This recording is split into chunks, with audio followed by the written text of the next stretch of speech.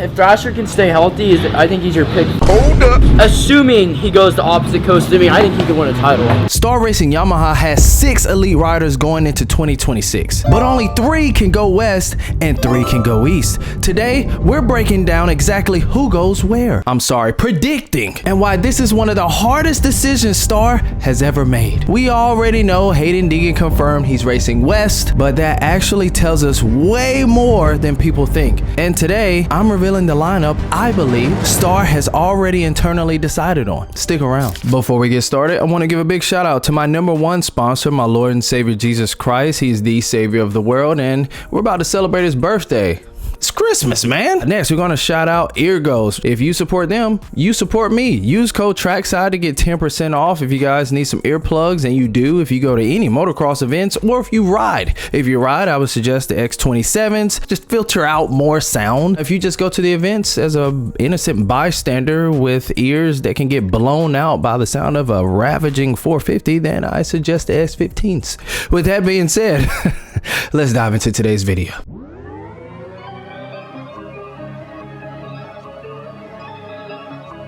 We're starting off strong. Let's talk about Haiden Deegan. Let's talk about what led up to this moment. All right, and I'm not talking about 2025 SX season because we know how he did. He's the champ. He raced WSX on a 450. Do you guys think that helped him in prepping for this 250 West Coast season? I would say yes. Man, did you guys see my boy out there? Was this the Australian race? Now, he said that Mama Deegan gave him the go-ahead to look for his future wife in Australia. And Deegan even said those Australian women are different. And wow, look at that.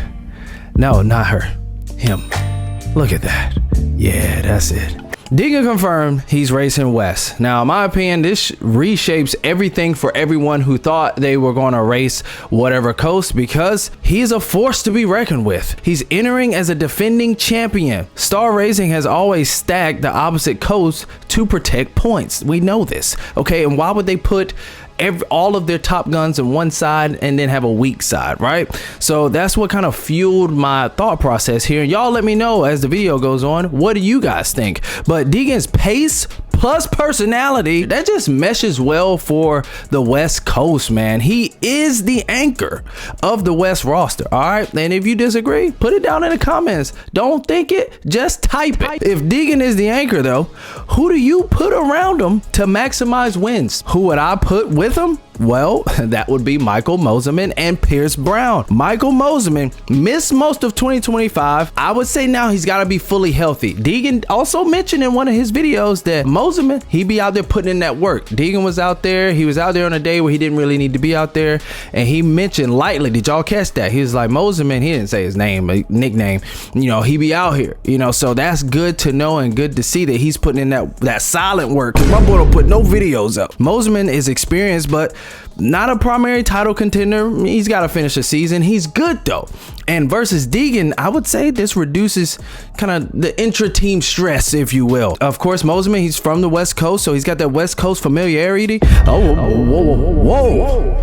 Familiarity. You try to say it. High upside, but low pressure. All right, that concludes Michael Mosiman. What do you guys think about that? And then Pierce Brown, look, he's also spent most of 2025 recovering. I mean, my guy spent all of 2025 recovering. He raced Tampa, broke his back, and now he's back. All right, so I'm excited. Let's not forget, he went out strong the end of 2024. So I'm hype, I'm pumped, and he was running up there. He was up front in Tampa. So I have big expectations for Pierce Brown if he can stay on 2 wheels and not break his back again. So God bless them. All right, just pray that all these guys can stay healthy, man. Every year we've been seeing these injuries, so man, I'm praying that everyone can just get through the rounds. One of the smoothest technical riders when healthy is Pierce Brown.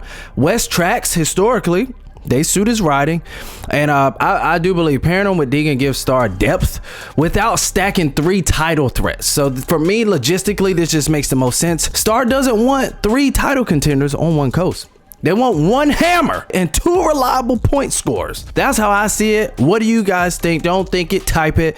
That's exactly what Mosiman and Brown will offer. Also, we got Sweater Brown over here. Sweater PB. I don't know which one is cooler, but you know, we got Durag Deegan Get rich or die trying Deegan. Y'all see he's at the bare knuckle brawl, bare knuckle fighting.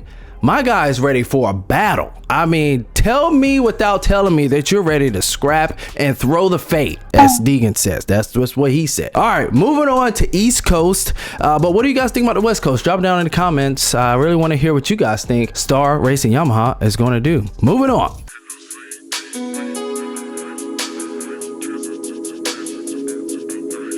The East. This is why I believe Max Nasty Davies and Thrasher will race the East Coast rounds. So let's start with Max Nasty, elite. My guy, I mean, he's perfect. Won every overall, missed one final round. Like, yeah, Enzo Los beat him, but hey, the guy is like on another level out there. And you could complain about all the competition doesn't stack up, but Max Nasty was killing it in 2025 Supercross. Don't forget, he was my pick to win the championship till he broke his leg. He was a legitimate 2025 title contender before injury. Perfect for East Coast ruts, long tracks, and deep fields.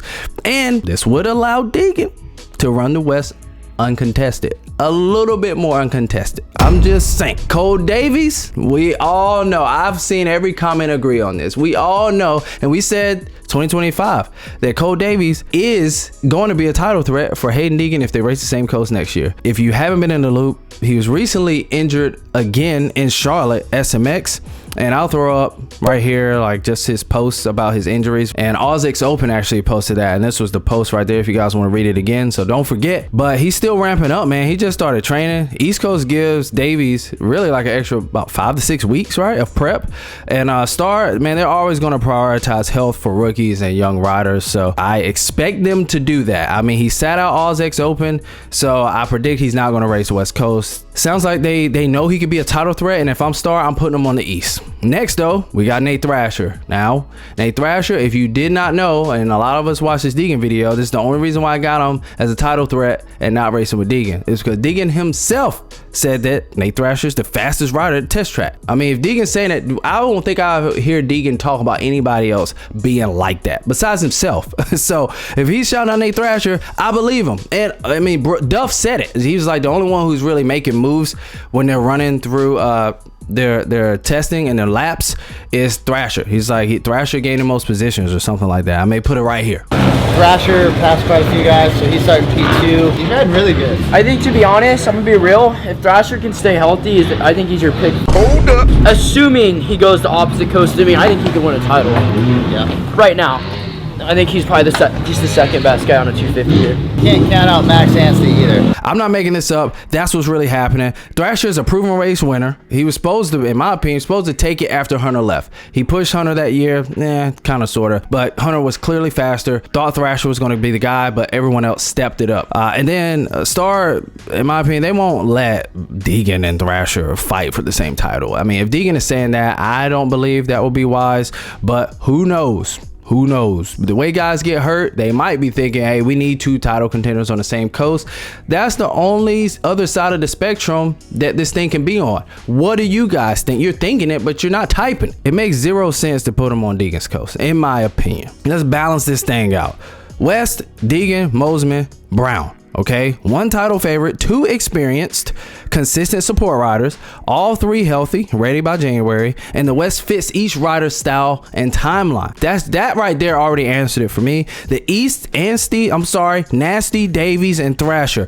2 title contenders in Nasty and Thrasher. Davies technically is one. That's a solid East Coast. We gotta hope and pray that Davies is 100% and that I believe he's got enough time to come in 100%, and he's got the rookie season out of his way with some wins. All right, Max Nasty and Davies won races last year. It wasn't just Deegan, it was those 2 guys. All right, so we got 1 developing star rider who benefits from the extra prep time in Davies and a balanced depth. And then lastly here, final takeaway is, if it didn't make sense from everything I just said, this is one of the deepest star racing teams ever. But if you look at health timelines, personalities, training comments, and the natural strengths of each rider, the picture becomes crystal clear. Star Racing doesn't want chaos. They want 2 titles. Yes, they, I believe, can finally do it. And this is the lineup that gives them the best chance to sweep East and West in 20 and 26. So that's my 2026 prediction for Star Racing. I'm sorry, Monster Energy Star Racing Yamaha.